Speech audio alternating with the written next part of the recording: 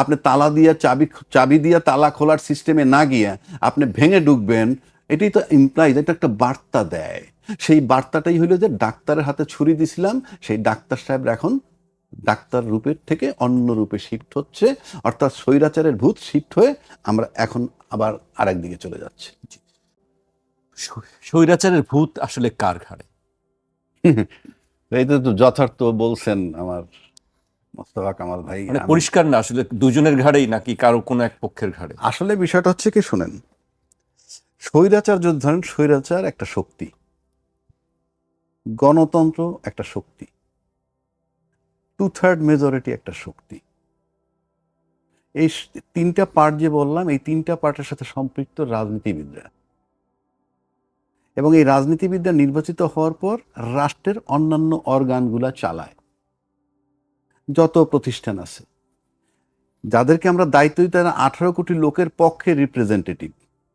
যে প্রক্রিয়া আসুক, সব প্রক্রিয়া নিয়ে আমাদের প্রশ্ন আছে, ওগুলা কেউ ধার ধারে না, নিয়ম কানুন কেউ মানে না। আপনি টপ যখন নিয়ম মানেন না, উপরে গিয়ে আপনি নিয়ম বানাইলে আরেকজন না মানলে আপনি তাকে কাস্টডিতে নিয়ে যান, পিটান, টর্চার করেন।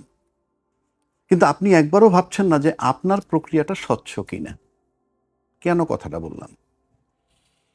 আপনি রাষ্ট্রীয় সমস্ত অর্গান যদি ফ্রি রাখেন যে তোমরা স্বাধীনভাবে চলবা, রাষ্ট্রের সরকারের পক্ষ থেকে যদি অন্যায় কোনো আবদার সেটা তোমরা পালন করবা না, এই যে স্বাধীনতা দেওয়া প্রত্যেকটা প্রতিষ্ঠানকে, বিশেষ করে সবগুলো যদি না বলি, আপনি আসেন শুধু মানবাধিকার কমিশন, আসেন আপনি বিচার বিভাগ, যে বিচার বিভাগের তারা নিয়োগ করতে হবে, তারাই সব কিছু করবে।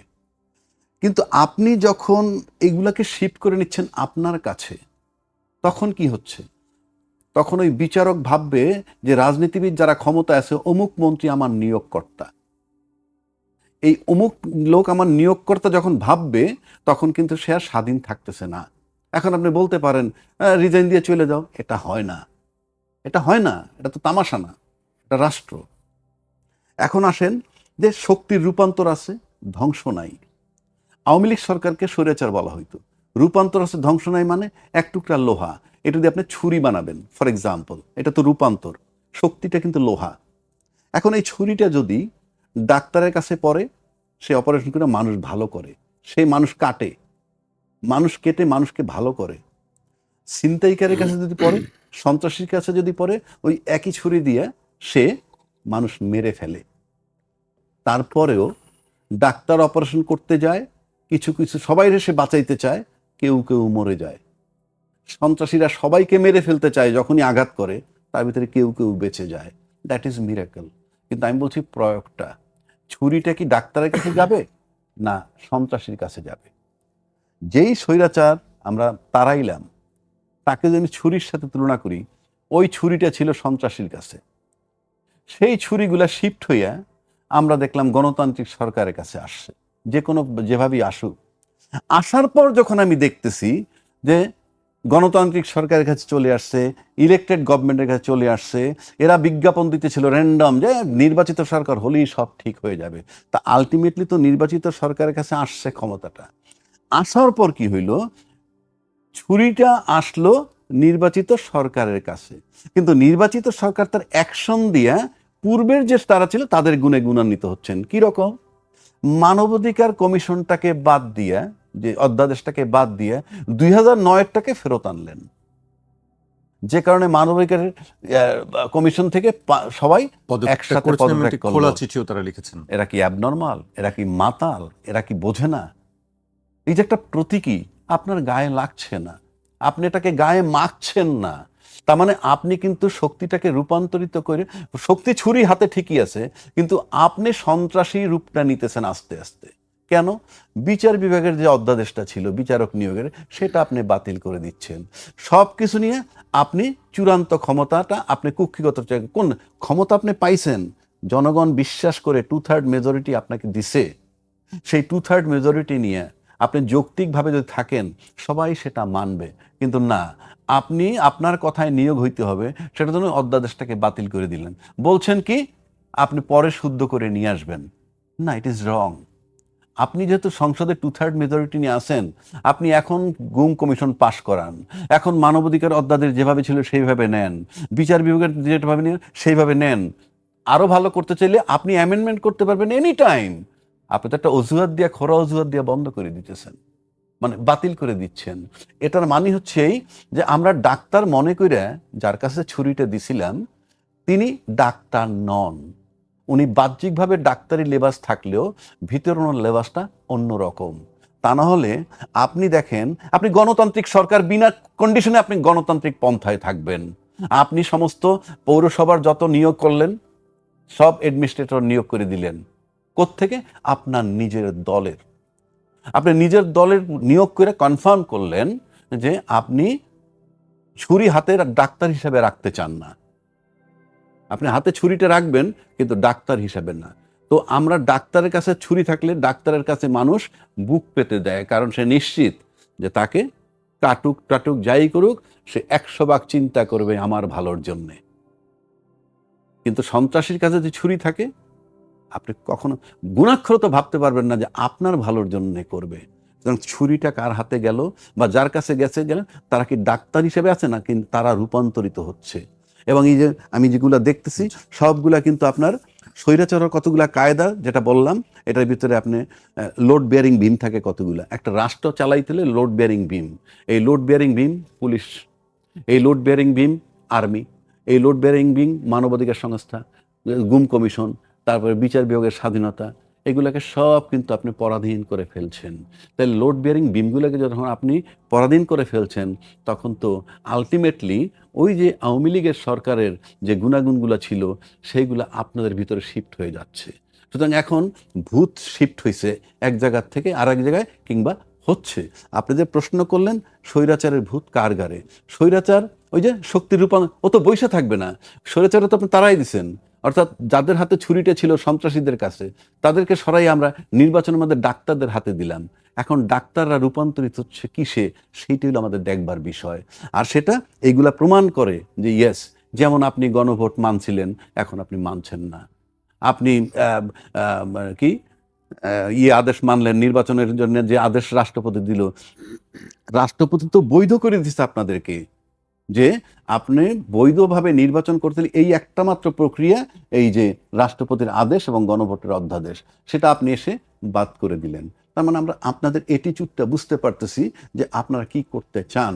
তার মানে আমরা যাদেরকে ডাক্তার বিশ্বাস করে ছুরিটা দিছি হাতে, যে এই দেশের মানুষের অপারেশন করে হার্ট ভালো করবে, কিডনি ভালো করবে, লিভার ভালো করবে ইত্যাদি, কিন্তু তারা তো বলছেন যে তারা জুলাই সনদ বাস্তবায়ন করবে। আমি বুঝলাম না আপনি বাস্তবায়ন করবেন মানে এটা বাধাটা কোথায়? বাস্তবায়ন করবেন মানে কি আমি তো বুঝলাম না। খাম্বা টানা হইলো, তার টানা হইলো, বাল্ব লাগানো হইলো, সুইচ দেওয়া হইলো, আপনি সুইচটা টিপবেন, সেটা তো আপনি করছেন না। আপনি ইলেকট্রিক লাইনের খাম্বা টানলেন, তার টানলেন, বাল্ব লাগাইলেন, সুইচ দিচ্ছেন না। দিবেন নিশ্চয়ই, তারা হয়তো। তো বলেন তাহলে তার আশায় থাকেন, তাহলে যেদিন দিবেন সেদিন পার্লামেন্ট খুললেই তো হয়। আপনি unnecessary you are wasting time and you are losing time and money both. আপনি বলেন না গত 2 মাসের মধ্যে যতবার সংসদ অধিবেশনটা বসছে, what is the use of it? আপনি বলতে হবে তো। কোনো আর্গুমেন্ট হয় নাই, কিচ্ছু হয় নাই, কোনো যৌক্তিক আলোচনা হয় নাই। আপনি বলতেছেন এটা অবৈধ, বলতেছেন এটা বেআইনি, রাষ্ট্রপতি এটা পারেন না। আমি পরিষ্কার আইনের ভাষা বলতেছি যে আপনি যেটা একবার মেনে নিবেন, in accordance with law know right, আপনি ওখান থেকে সরতেই পারবেন না। আইন বলতেছে, আপনি আইন, পরিষ্কার আইন বলতেছে। এখন একটা কথা আছে, ফ্যাক্টাম ভ্যালেট যাকে বলা হয়, অর্থাৎ আপনি যদি মনে করেন যেটা আইন সিদ্ধ না কিন্তু মেনে নিছেন, ওখান থেকে আর শিফট, ওটা বৈধ, ওইটা তখন আইনিভাবে বৈধ। আমি চ্যালেঞ্জ ছুড়ে দিচ্ছি। আপনি তো খালি মুখে আপনি বলছেন, আমি বারবার বলতেছি, তালাবদ্ধ গাড়ি কিংবা তালাবদ্ধ ঘর, এই সংবিধানটা হলো তালাবদ্ধ ঘরের মতো। এখন এটার ভিতরে ঢুকতে হলে 2টা প্রক্রিয়া আছে। একটা হইলো গণভোটের ভিত্তিতে যদি রায়ের মাধ্যমে সংস্কার পরিষদ হয়ে ঢোকেন, ইজি। আর নয়তো তালা না পেলে দরজা ভেঙে ঢুকতে হয়। পরিষ্কার এই সংবিধানে যদি ঢুকেন, গণভোট এবং জুলাই সনদের আইনি ভিত্তি মোতাবেক না ঢোকেন, তাহলে দরজা ভেঙে ঘরে ঢোকার মতো হবে। সেটা করতে পারবেন, 2/3 মেজরিটি আছে, কইলেই হইল। তো আপনি যখন নিজে এটা ভাবেন 2/3 মেজরিটির বলে আপনি তালা দিয়া চাবি দিয়া তালা খোলার সিস্টেমে না গিয়ে আপনি ভেঙে ঢুকবেন, এটাই তো ইমপ্লাইজ, এটা একটা বার্তা দেয় সেই বার্তাটাই হলো যে ডাক্তারের হাতে ছুরি দিছিলাম, সেই ডাক্তার সাহেবরা এখন ডাক্তার রূপের থেকে অন্য রূপে শিফট হচ্ছে, অর্থাৎ স্বৈরাচারের ভূত শিফট হয়ে আমরা এখন আবার আরেক দিকে চলে যাচ্ছি। প্রধানমন্ত্রী তারেক রহমান বলেছেন, বিরোধী দলের উপর স্বৈরাচারের ভূত আসর করেছে। তারা জনগণের কল্যাণে বর্তমান সরকারের নেয়া বিভিন্ন পদক্ষেপ বাধাগ্রস্ত করতে নানা অপকৌশল অবলম্বন করছে। আজকে 11 দলীয় জোটের যে মিটিং ছিল সেখানে বলা হয়েছে, জাতীয় নির্বাচন ও গণভোটের মাধ্যমে দেশের মানুষ যে স্বপ্ন দেখেছিল সেই স্বপ্ন পূরণ হয়নি জানিয়ে গোলাম পরোয়ার বলেন, দেশের মানুষের গণরায় বর্তমান সরকার উপেক্ষা করে দেশের মানুষের বিরুদ্ধে অবস্থান নিয়েছে। জনগণের পক্ষে হওয়া আন্দোলন দমনে সরকার যে হুমকি দিচ্ছে তা ফ্যাসিবাদী ও অসাংবিধানিক আচরণ। আন্দোলন দমনে পতিত সরকারের মতো আচরণ করলে পরিণতিও তাদের মতোই হবে। এ সময় তেল সংকট, হাম সংক্রমণ পরিস্থিতি সামাল দিতে সরকার ব্যর্থ হয়েছে বলেও দাবি করেন জামায়াতের সেক্রেটারি জেনারেল। কামাল ভাই, আপনার কাছে কি মনে হচ্ছে যে স্বৈরাচারের ভূত আসলে কার উপর আসর করেছে? ধন্যবাদ, খুব চমৎকার বিষয় আপনি তুলে এনেছেন। তো যে দুটি দল বা যে দুটি পক্ষ একে অন্যকে এই দোষে দোষী সাব্যস্ত করছে, সমান্তরালে আবার কল্যাণ কামনা করছে। কল্যাণ কামনা করছে এই অর্থে যে এই ভূতটা যদি কারো উপর সোয়ার হয় তাহলে তার পরিণতি খুব খারাপ হয়। তার মানে জামাতও বিএনপির খারাপ পরিণতি চাচ্ছে না, বিএনপিও জামাতের খারাপ পরিণতি চাচ্ছে না। তো একসময় তারা উভয়ে কিন্তু বিগত সরকারটিকে স্বৈরাচারে বলতো। দেখুন, এই দুটি দলের মধ্যে এত চেনা জানা, আমরা এই তিনজনের কেউ কিন্তু তাদেরকে এত চিনি না। বিএনপি জামাতকে যত চেনে বা জামাত বিএনপিকে যত ভালো করে চেনে, একদম হাড়ির খবর জানার বিষয় যেটা।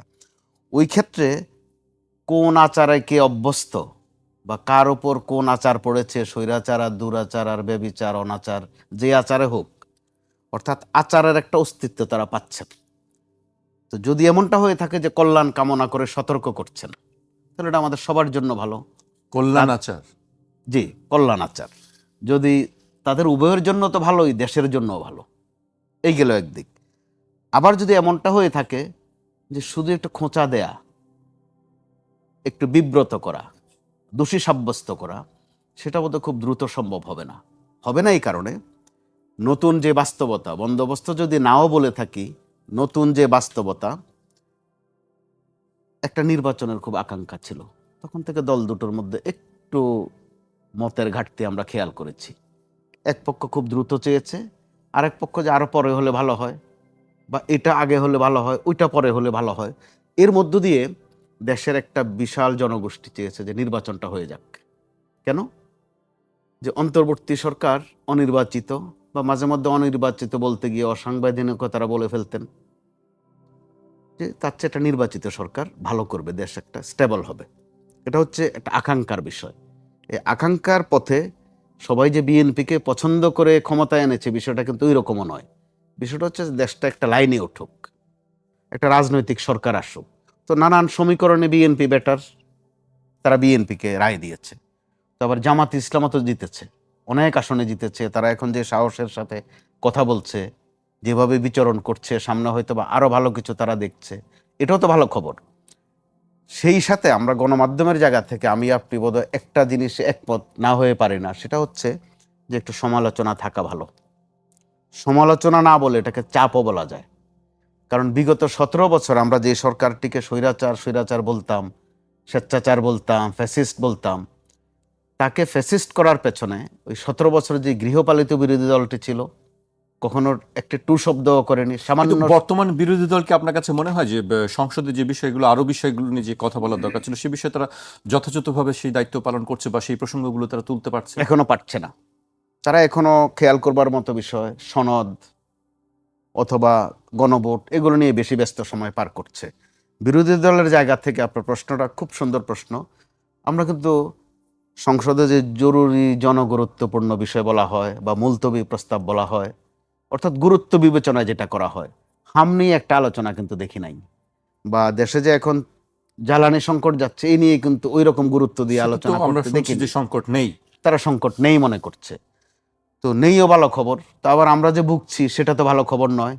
তো এরকমটা করতে গেলে একটা সময়ে এরই মধ্যে চলে এসেছে সামনে, গোপন করার কোনো সুযোগ নাই। আপনি সাবজেক্ট না করেন, আমি না বলি, রাজ্জাকি ভাই না বলুক, এখনকার তথ্যের যে প্রবাহ, কথা কিন্তু থেমে থাকে না, গোপনও থাকে না। কথা আসে মাঝে মধ্যে যে ক্লাসটা কি অনলাইনে হয় ভালো হয়, অফলাইনে করলে কত সাশ্রয় হয়। হতে হতে এটা কিন্তু সর্বশেষ আমাদের সুপ্রিম কোর্ট বার কাউন্সিলও চলে এসেছে। তো এইভাবে যদি চলতে থাকে আর সংসদের যদি এই ফরম্যাট চলতে থাকে, এ শুধু কয়েকটা সুনির্দিষ্ট বিষয় নিয়ে যত বাতচিত, কোন দিন প্রশ্ন আসবে যে একটু বিদ্যুৎ সাশ্রয়ের জন্য সংসদও একটু অনলাইনে চালু করে দেন, খরচ কমবে তো। কারণ আপনি মুখ আটকে রাখতে পারবেন না। তো এরকম একটা অবস্থায় দুটি দলের উপলব্ধির বিষয় আছে, দেশ সংকটে আছে, এটা নিয়ে কোনো সন্দেহ নেই। সংকট গোপন করার বিষয় নয়। জি। আবার এই সংকটের জন্য সরকার দায়ীও নয়।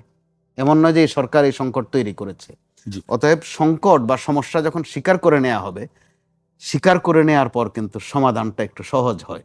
ওই ক্ষেত্রে এখন যে দুটি পক্ষ, সরকারি পক্ষ আর বিপক্ষ, তাদের মধ্যে দিন শেষে বিরোধ থাকবে বলে অন্তত মনে করা যায় না। কারণ তারা একই পথে ছিলেন দীর্ঘ 17টি বছর, কম কথা নয়। ঘর সংসারও টেকে না অনেকের 17 বছর, কিন্তু তারা কত কঠিন সময় পার করে ঐক্যটা রক্ষা করেছেন। তো এই দেশের স্বার্থে, এমনকি নিজেদের স্বার্থে, তারা নিশ্চয়ই সেটা ভাববেন।